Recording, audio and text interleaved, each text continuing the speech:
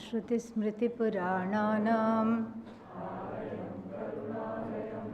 नमामि भगवत्पादं शङ्करं लोकशङ्करं शङ्करं शङ्कराचार्यं केशवं बादरायणं सूत्रभाष्यकृतौ वन्दे भगवन्तौ पुनः पुनः ईश्वरो गुरुरात्मेति मूर्तिभेद व्योमवद्व्याप्तदेहाय दक्षिणामूर्तये नमः। ॐ सहना भवतु सहनौ भुनक्तु सह वीर्यं करवावहै तेजस्विनावधीतमस्तु मा विद्विषावहै। ॐ शान्ति शान्ति शान्तिः।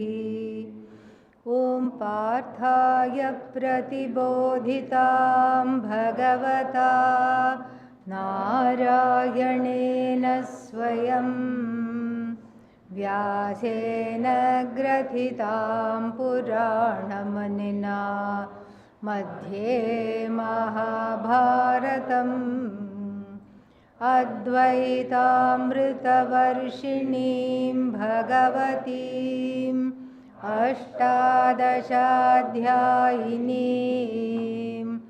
अम्ब त्वामनुसन्दधामि भगवद्गीते भवद्वेषिणीम्। यं ब्रह्मा वरुणेन्द्ररुद्रमरुतः दिव्यैस्तवैः वेदैः साङ्गपदक्रमोपनिषदैः गायन्ति यं सामगाः। ध्यानावस्थिततद्गतेन मनसा पश्यन्ति यं योगिनः यस्यान्तन्न विदुःसुरासुरगणाः देवाय तस्मै नमः देवाय तस्मै नमः। ॐ नारायणः परो व्यक्तात् अण्डमव्यक्तसम्भवम् अण्डस्यान्तस्त्विमे लोकाः सप्तद्वीपा च मेदिनी। Last verse. भोक्तारं यज्ञतपसाम्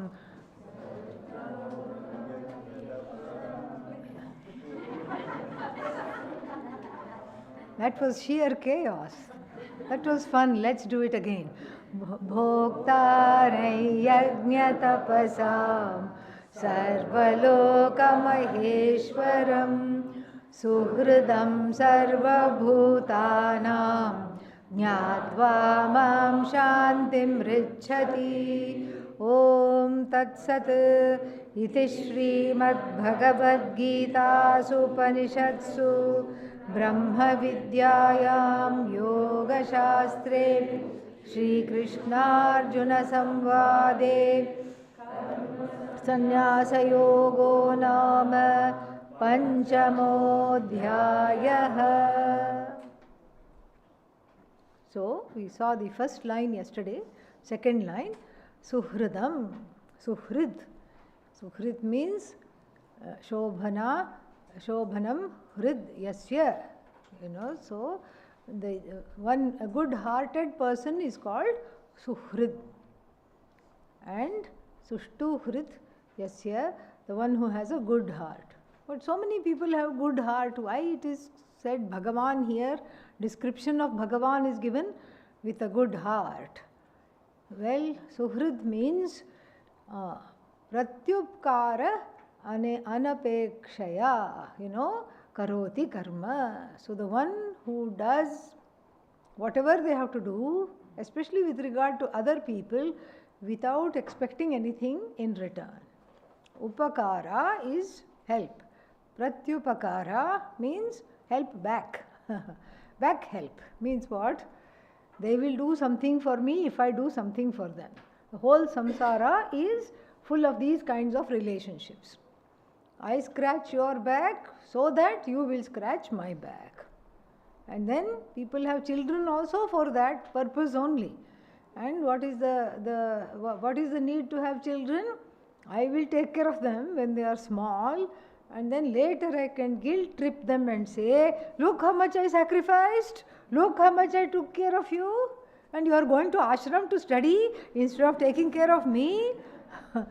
This is how in samsara all relationships are like this. Every single relationship is like this. There is no altruistic relationship at all. Even the social service person wants some validation from all the recipients of the social service.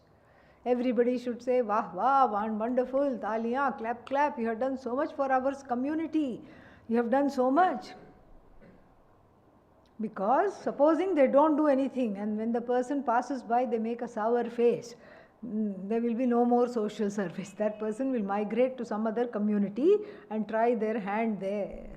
And so, suhrid means the one who does it out of the empathy of their heart, and they are in a position to help. They help without looking back. There is no looking back and saying, what did you do with that book that I gave you? When? 12 years ago. Show me that book. Let me see if you have read that book. Let me see if you have memorized that book. No such, that kind of sangha is not there with what help has been rendered. So Sukhrit is the person who does not expect anything back, and Ishvara does not expect anything back. Why? From you. Why? Because Ishvara is you. Who will Ishvara go to? There is nothing other than Ishvara. So where is the question of expecting anything back? Then who will Ishvara help? The one who says, I am Anishvara, I am not Ishvara, I need your help. The one who comes crying to him, he or she will help. Ishvara will definitely help. But then Ishvara, the kind of help is rendered is without any conditions. Unconditional friendship, unconditional help. That is what is called Suhrid. Suhrid for whom? Not for a few people who do yajna. Oh, this one is doing Nachiketa Agni, very difficult yajna. So, more help here. That one is just, is a very rajasic, tamasic person. And then, what is that person? Om Shivaya Namaha, Maheshwaraya Namaha, Shambhave Namaha, Pinakine Namaha. Just goes on like this, and then the attention is all distracted. So, I am not going to help them. No, no such thing. Sarva Bhutanam Suhrit. Jnatva. Jnatva means knowing, because now all this is what? Ishvara. Ishvara, whose essential nature is Saguna or Nirguna. Nirguna, free of all attributes. Jnatva. Atmatvena Jnatva. Seeing this Ishvara as residing in my heart, Adi Shankara will say, and as myself alone, Shantim Richati. And what is the Shanti? The Shanti that comes after samsara has died. Yes.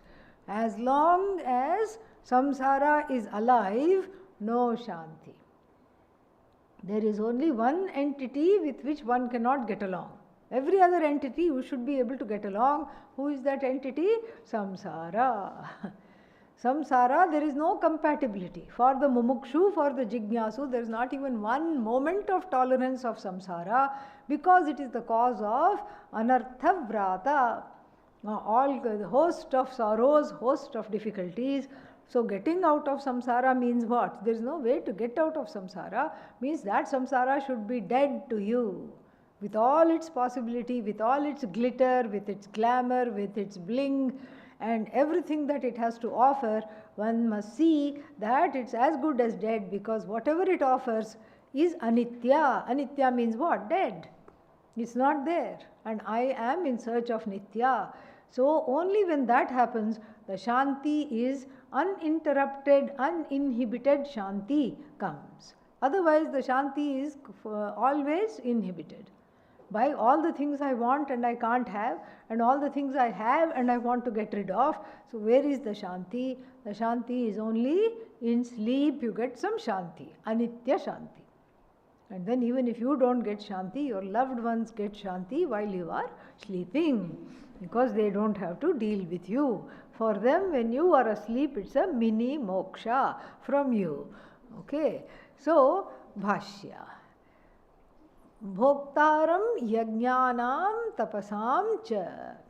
Yajnanam tapasam cha bhoktaram. Bhoktaram means the one who, to whom all the offerings of the religious, we saw this already, all the religious offerings of the austerities and the religious karmas, who accepts that, unto whom it goes, this is the one who is being talked about as Ishvara. So if Ishvara is Bhokta, then the question will arise, who is the Karta? Who is doing the ritual? Then if I am doing the ritual and the prayers and Ishvara is sitting there and enjoying, then the alienation only increases. Does it not? Yes. So Adi Shankara corrects this very quickly and says, Kartra Rupena Vartate. Also in the form of Karta. Because what do we do in Karma Yoga? Dedicate all actions to whom? Ishvara. Kartra Rupena Vartate, and then Devata Rupena cha. Devata Rupena means who are the Devatas, the Adhishthana Devatas, Bhagavan in the form of a particular function and a particular organ or a particular entity with a particular function. So Bhagavan with a particular form and function is called Devata. That same Bhagavan, worshipped from the standpoint of Indra, is the Adhishthana Devata of strength. So like this.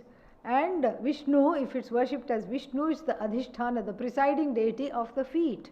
Vishnu means Sarva Vyapakatvat, everywhere, all pervasive. The feet are also what? They go everywhere. And so like this, Vishnu is the Devata. So all the presiding deities unto whom all the tapas, yajnas are immediately offered. Who is that? That is also Ishvara. And of course, ultimately the worshipper is also, the truth of the worshipper is also Ishvara. The oblation is Ishvara. We saw that in the 24th verse of the last chapter. What was that? Brahmarpanam, Brahma Havihi, etc., etc., etc. No need to chant the whole thing. You can chant it at 12:30. And then, so, and then Sarvaloka Maheshwaram, very beautiful. This clinches it. Sarvaloka Maheshwaram we saw yesterday as Sarvesham Bhutanam Karma Phala Data. That is why the lokas are created. Not just, we shouldn't just settle by saying this Ishvara is the ruler of all lokas. That is just a very superficial understanding. Why are the lokas there? The lokas are there as kshetrani, the kshetram. So these, what are the kshetras? The kshetras for the exhaustion of your karma phala, of all the jivas karma phala. So therefore, this Bhagavan in the form has created the lokas in the form of so many kshetras. And then these kshetras become the portals for the exhaustion of various kinds of innumerable karmas. And that one has accrued through various lifetimes. And then it takes lifetime after lifetime of trying to exhaust them through these lokas. So sarvesham bhutanam, sarvesham lokanam Ishvaraha Mahancha Asau Ishvaraha. So it is a Tatpurusha Garbhita, what is that? Karmadharaya. It's a samasa, adjectival samasa with a Tatpurusha there. So Sarva Lokasya Mahancha Asau Ishvarascha. The one who is Mahan, who is Ishvara, of what? Of all the lokas. This is the how to separate that. So Sarvesham Lokanam Mahantam Ishwaram Sarvaloka Maheshwaram. This is what it is. And then Suhridam Sarva Bhutanam Sarva Praninam Pratyupakara Anapekshataya. So there is in the form of Suhrid what?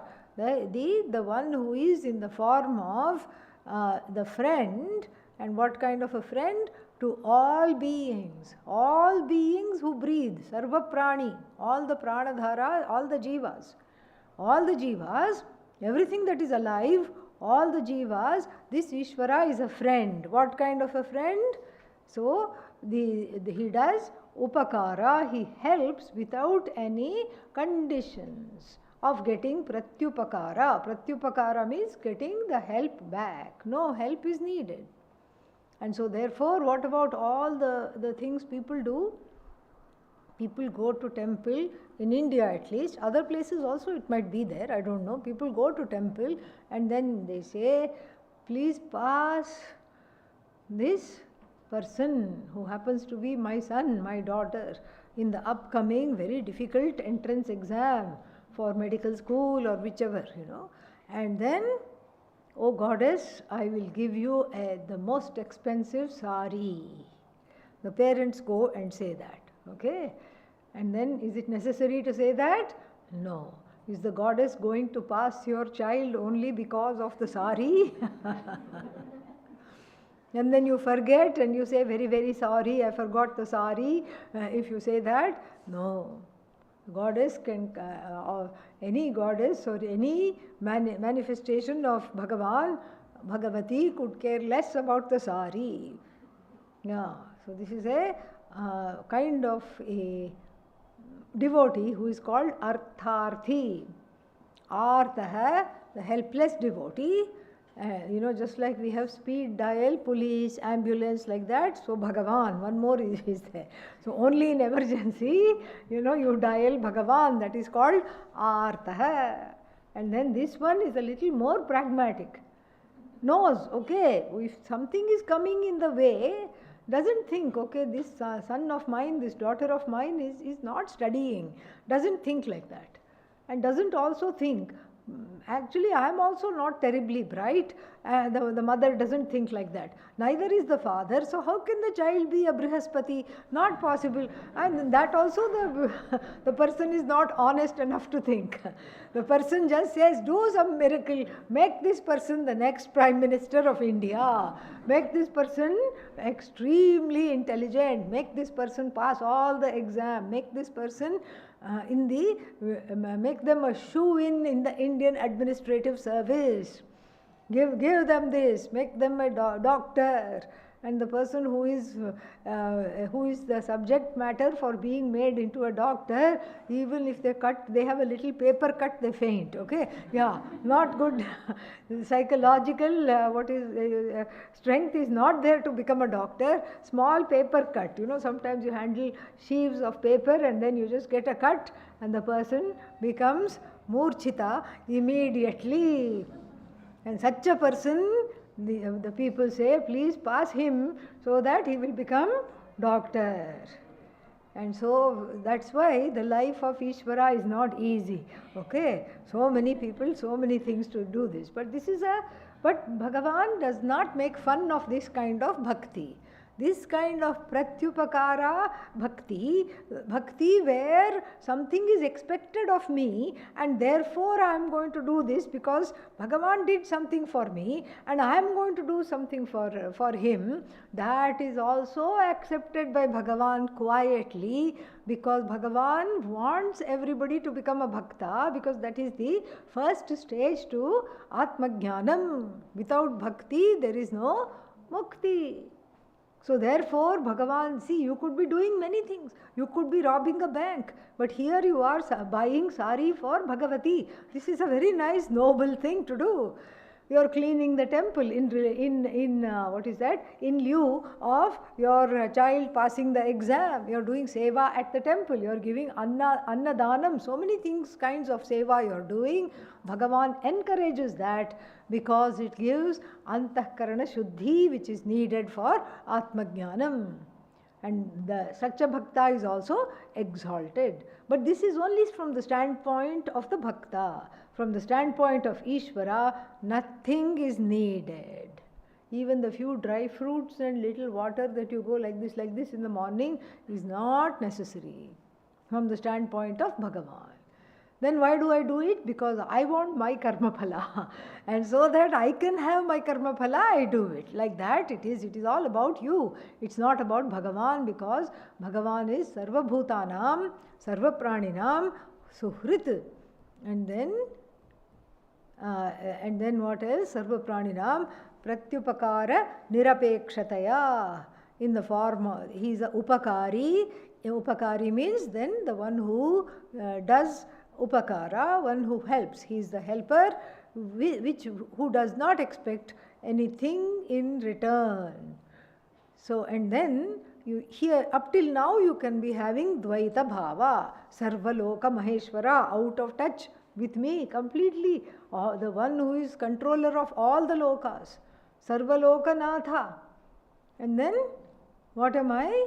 I am not even the Natha of my own dog. Even that will not listen to me. So therefore there is a very big difference. And somebody said, to Bhagavan, or so somebody said to Bhagavan, the Bhakta said, Ahancha tvam cha Rajendra Lokanatha ubhau api. So Lokanatha ubhau api.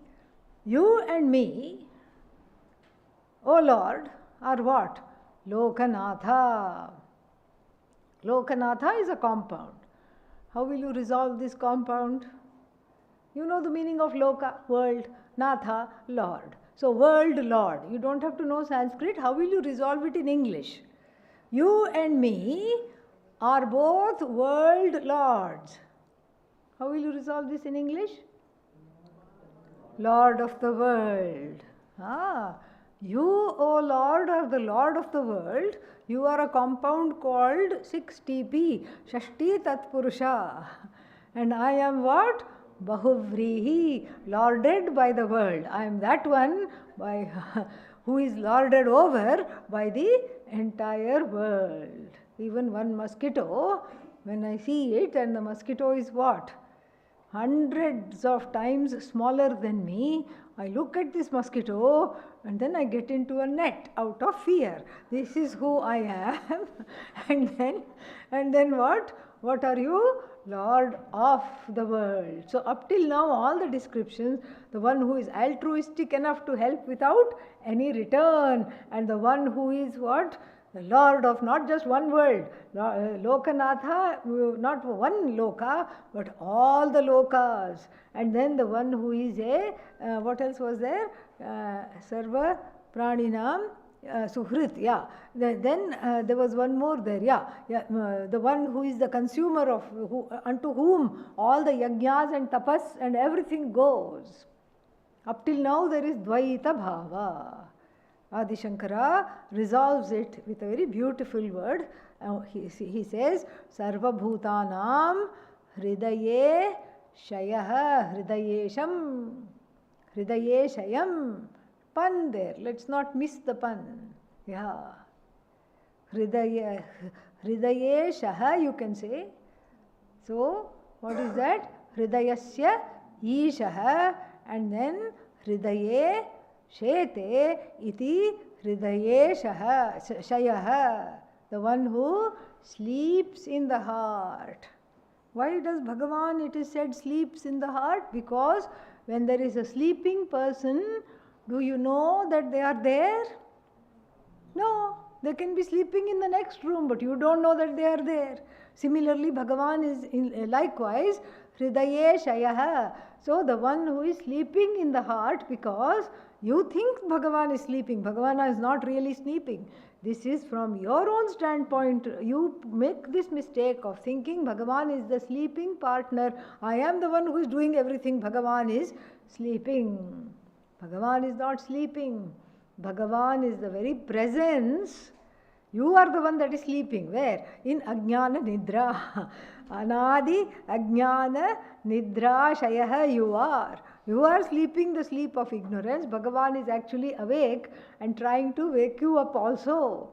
But here it's a purposeful displacement, because from the standpoint of the jiva who doesn't know or who is in the process of knowing, you don't see Bhagavan making a noise.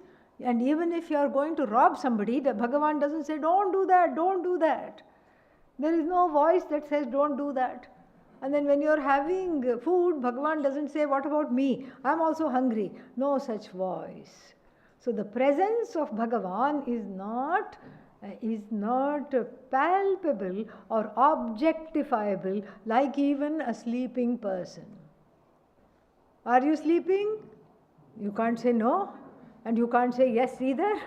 If you are really sleeping, you won't say neither no nor yes. So the sleeping person cannot be objectified unless they are snoring, but let's not go there. Only up till then is the drishtanta. The sleeping person cannot be objectified, so the Ishvara sleeping in the heart also cannot be objectified. Sleeping means residing, guha nihitam. So the guha nihitatvam is talked about here. Hridaye shayaha. So hridaye shayati, shete iti shayaha. Hridi shete. So the one who is sleeping in the heart, whose presence is there in the heart. Now this clinches it, because it's no longer Dvaita.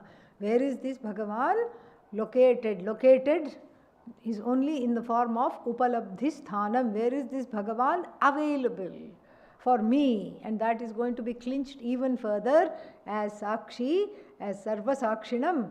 So like as Sarva Sakshi, he is going to say, but now he says, Hridaye Shayam. This Bhagavan who is Hridaye Shayaha. So the one who sleeps, because not easily discernible, whose presence is not understood, whose presence is, you can't go and ask, who are you? Tell me your story, from the sleeping person. And so Bhagavan is baby Kumbhakarana, sleeping in the heart. And then there is a nice pun there, Hridayesha. So Hridayasya Ishaha, the Lord of the heart. So that which is the Lord of the, not only the whole world, but also available in my own heart as the Lord of the heart, Lord of the body, mind, sense complex. And how is it available? How do I recognize? Okay, how to understand? What is the linga for the recognition of this sleeping Bhagavan? We'll do the Karma Phaladhyaksha later. Sarva Pratyaya Sakshinam, in the form of the Sakshi. Sakshi means what? Witness of all Pratyayas. What are the Pratyayas? Trich. And then what else? Yeah. All Subhanta Pratyayas, all Tinganta Pratyayas. No. Here Pratyaya, Pratiti, cognition. Pratibodha Viditam Matam. The one who is the witness of every cognition. No cognition, this is book, iti cognition, this is pot, this is book. This cognition, how does it happen? There is the witness of the cognition. And who is this witness of the cognition? The witness of the cognition is neither the cognizer, nor the cognized, nor the means of cognition, in this case the eyes. The one without whom there cannot be any cognizer, cognized or means of cognition, which is not any one of them, is called Sarva Pratyaya Sakshinam. So that same Atma, same Ishvara, Nirguna Ishvara, the one, the Satchidanandam Brahma, that same Ishvara who is in the heart and who supports every cognition. Without this presence, conscious presence, there cannot be any cognition. Cognition of object, cognition of subject, cognitions of means of knowing the object, all three are Ishvara. And what is Ishvara? None of them. Neither the knower, nor the known, nor the means of knowing. And what is this Ishvara? The Ishvara is that which as though morphs into the knower, morphs into the known, and then is the invariable presence in every cognition. Because in every thought, in every vritti, there is a variable presence. What is that? Object keeps on varying. And then the subject also varies in relation to the objects. If it is Ishtavastu, a lovable object, you get a different subject. You get a subject that is eager and happy. And if it's a Anishtavastu, you get a subject that is afraid and disgusted. So the subject keeps changing, the presentation of the subject, the object also keeps changing. That is the variable components of the thought, and the means of knowledge also keeps changing. Sound you hear, sight you see, food you taste, like this. That also, the means also keep changing.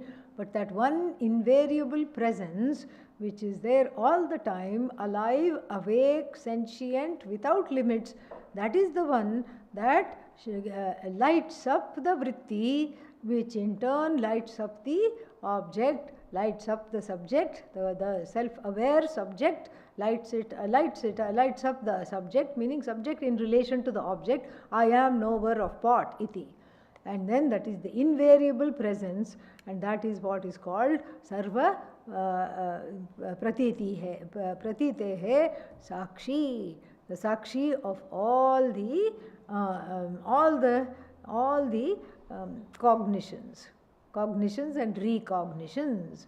And then sarva karma phaladhyaksham, we saw that.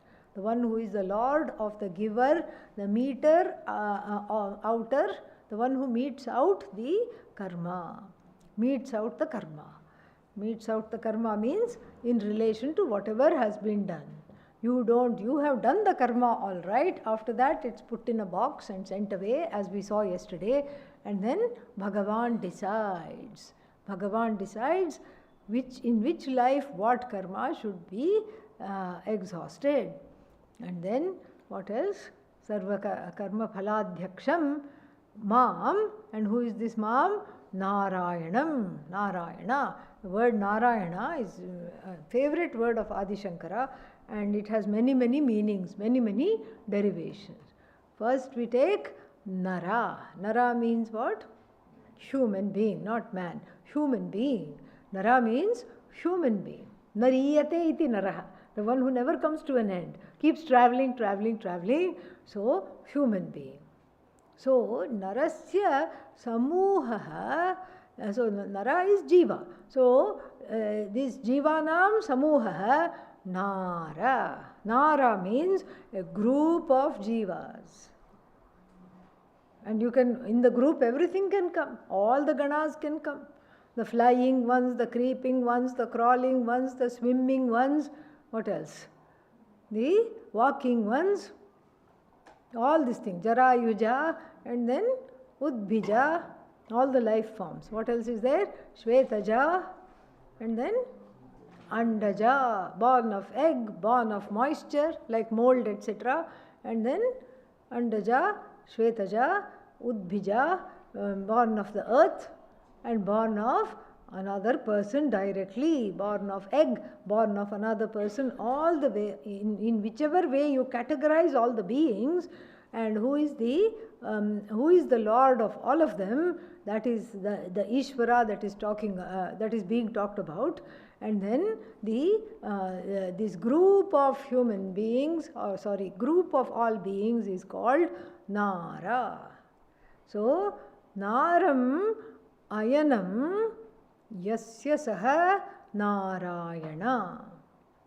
So, this Nara, this group of beings, is the Ayana, is the final destination of whom? Who is this? What is the final destination of Bhagavan? Your heart. That is the final destination of Bhagavan. That's where Bhagavan's final resting place is, in the heart of all the beings. And so therefore, this is a very beautiful derivation. You get all this in the Nirukta. Yaska's Nirukta has all these definitions of Narayana. And so this is one definition, that Naram Ayanam Yasya Saha.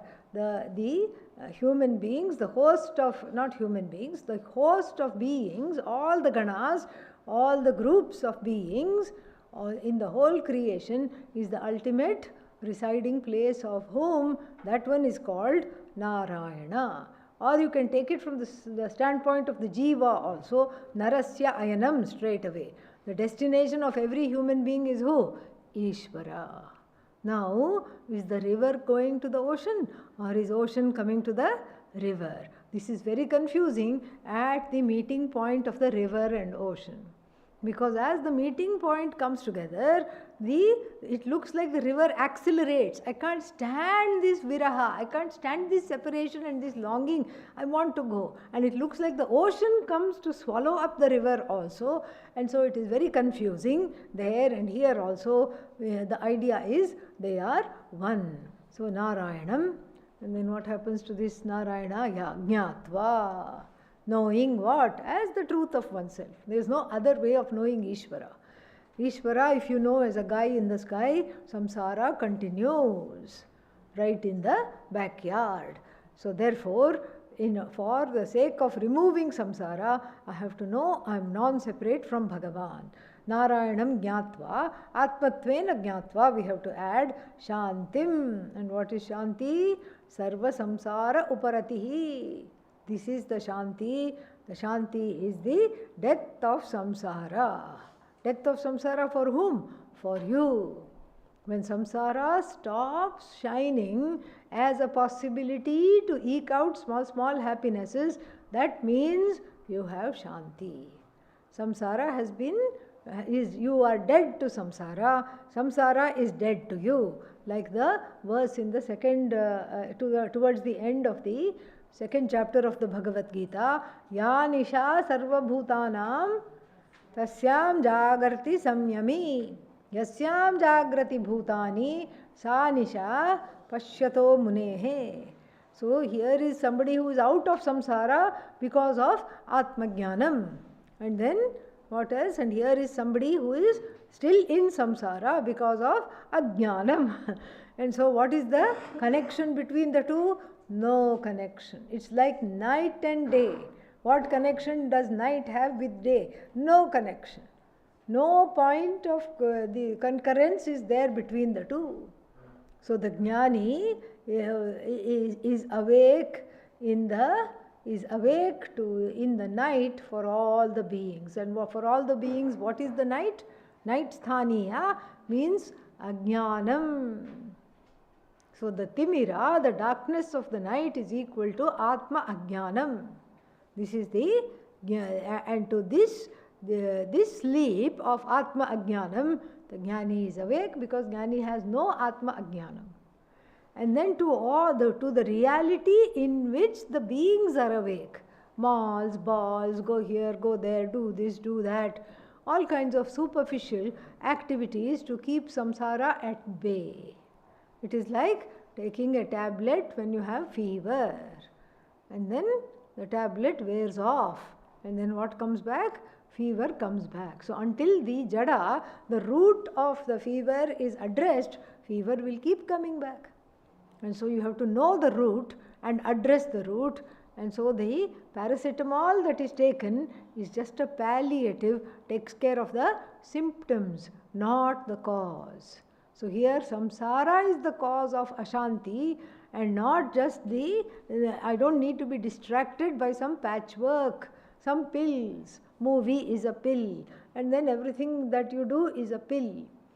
And that pill keeps the pain away for some time and then it comes back and then you go in search of a new pill.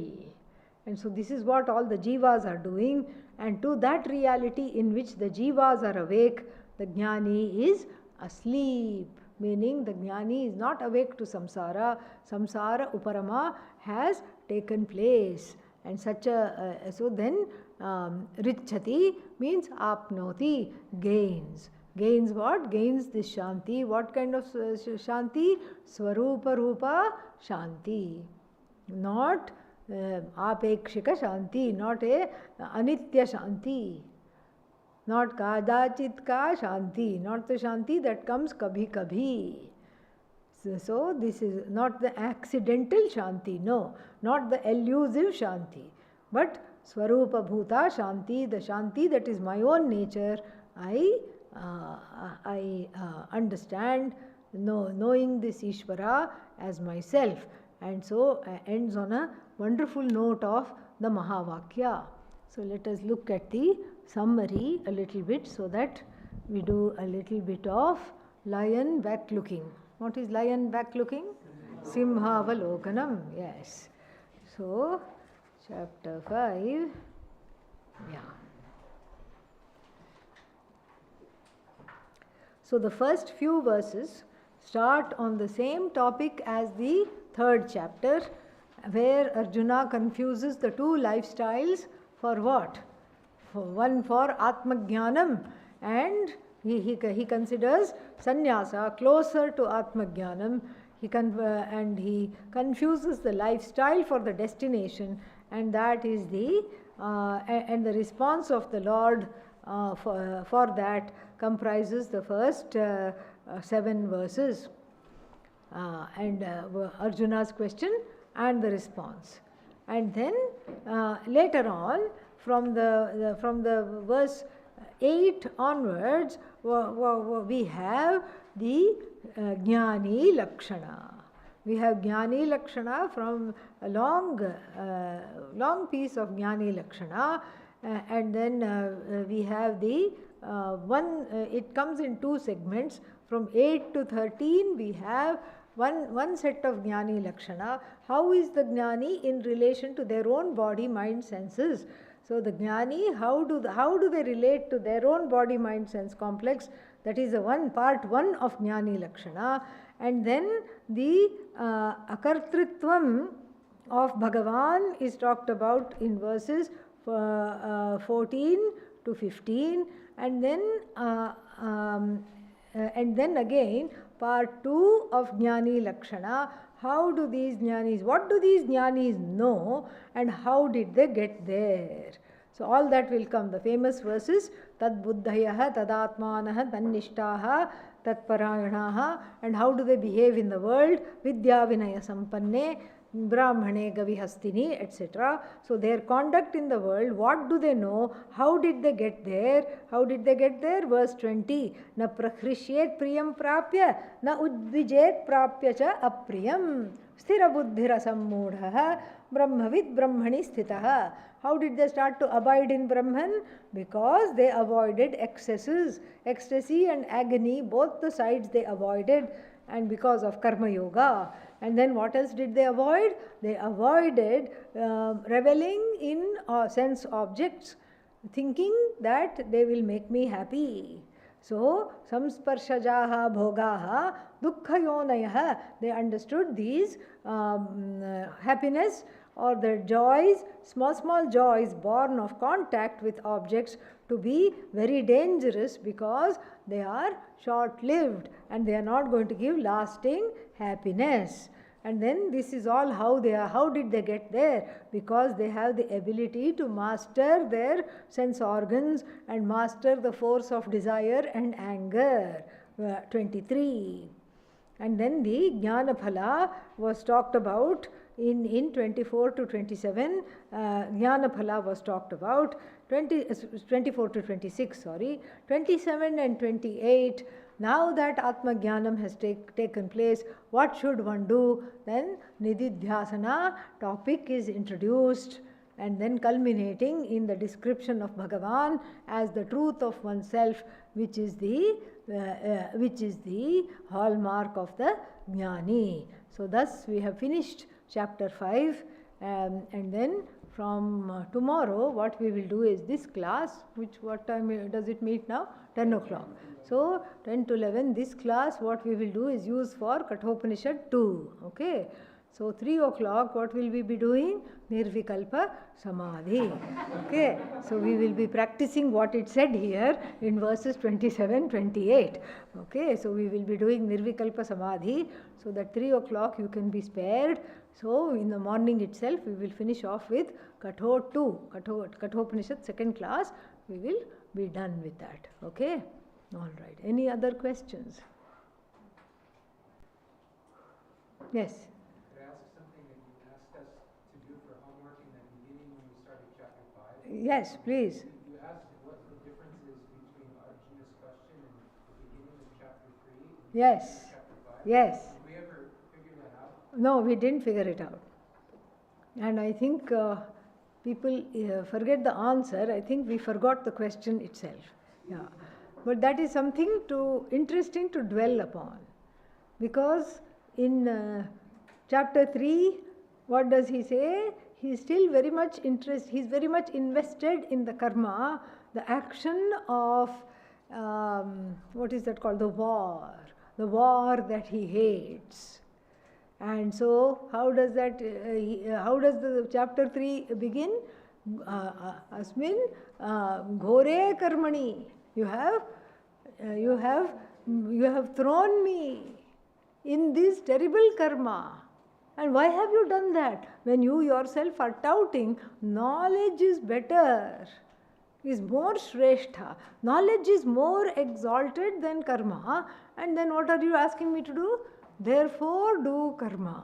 This makes no sense. Then they have on every pack of cigarettes. What cigarette smoking is injurious to health. Therefore, please have a packet. This is what you're telling me to do. This is what, this is chapter 3. It's very similar. But by chapter 5, I feel like it's the question is a little more objective.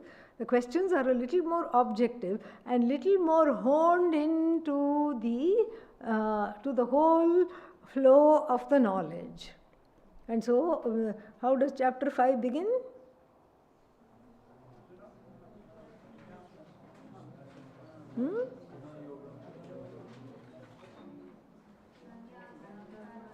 Sannyasam karmanam Krishna punah yogam cha shamsasi. Yeah, yat shreyah etayoho ekam tanme bruhi sunishchitam. Please tell me for sure. Here he is emotionally, you see him much more mature.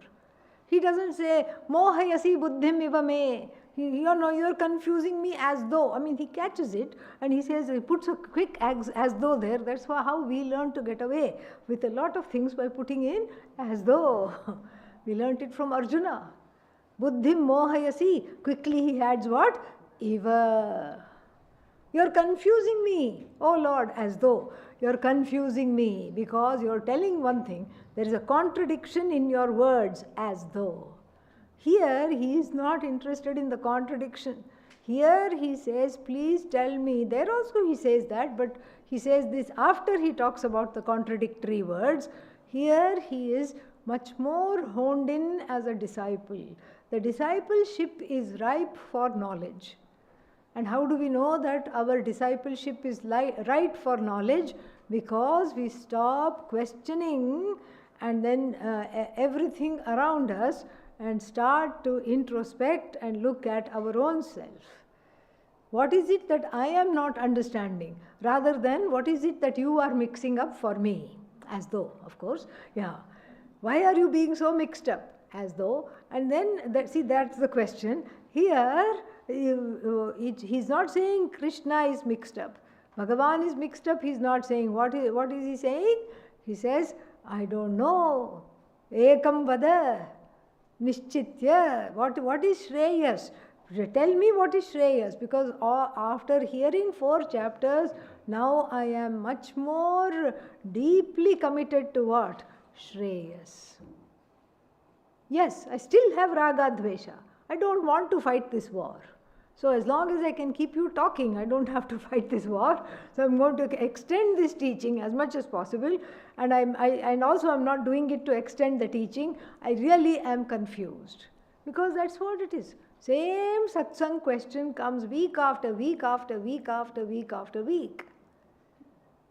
Why? Because it's not understood. Somehow there is a block to seeing that. There is a emotional, mental block. And for Arjuna, now that his hair is on fire, he wants this vidya, and then he doesn't see the relevance of being in the world and doing whatever it takes to get ready for the vidya. He is upset that he is not ready, and he's not willing to acknowledge that he is not ready. He's just pointing to other sannyasis. If they can become a sannyasi, for me also sannyasa is possible. Let me go to Haridwar. And then Lord Krishna has caught hold of his armor. Only clanging sounds are coming as he's trying to run. He's not going anywhere. No, this lifestyle, this is not the jnanam, this is a lifestyle. This lifestyle is not a shortcut. This is a lifestyle, these two lifestyles are lifestyles of convenience depending upon where you are in terms of readiness. It's not based on temperament. Somebody said, this is all having gone to many global interfaith meetings. Somebody said, for the extrovert, Karma Yoga Bhagavan has given. For the introvert, Jnana Yoga. For the one who is always in a trance, what? Bhakti Yoga. For the active one, Raja Yoga. And for the sad one, Arjuna Vishada Yoga. So, like this, we can't do that. That is not what it's about. It's not like custom made based on temperament.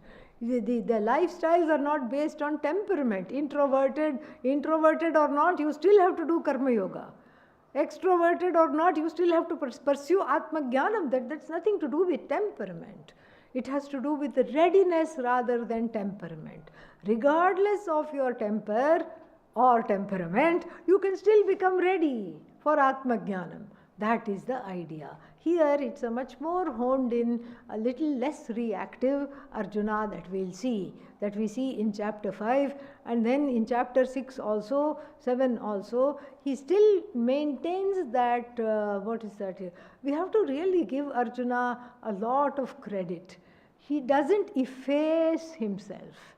Because sometimes what we think, and this is a discussion for another time, but sometimes what we think is that in order to study Vedanta, I should have no identity. Rub, scrub, scrub, scrub. I'm neither man nor woman. I don't have anything. I'm just, a bot in the form of student. Yeah. I'm a bot. And you're not supposed to be a bot.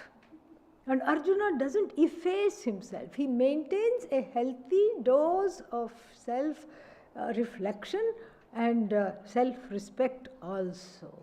And we'll see that in chapter 6. He says, you want me to train the mind? Any other person would have meekly gone away. Guru says, train the mind. Okay. Arjuna says, you must be kidding. How to train this mind? This mind is full of holes. How to make this whole, W-H-O-L-E, how to train this mind? He asks questions from a place of innocence throughout. And that is very, very touching. And he also keeps his, his boundaries in the sense of, this is where I end and this is where you begin. And it's a very beautiful look into the Guru-Shishya relationship. I find the whole Bhagavad Gita very insightful into talking about and demonstrating the Guru-Shishya relationship. So it's not self-effacement on part of the student or not self-aggrandizement either. It is remaining open with Shraddha to the possibility of knowledge and being able to give the benefit of doubt to the Guru whenever I disagree, whenever there is a disagreement. So we learn that. Otherwise, there is a myth that saying that you have to just erase yourself completely. That is not required.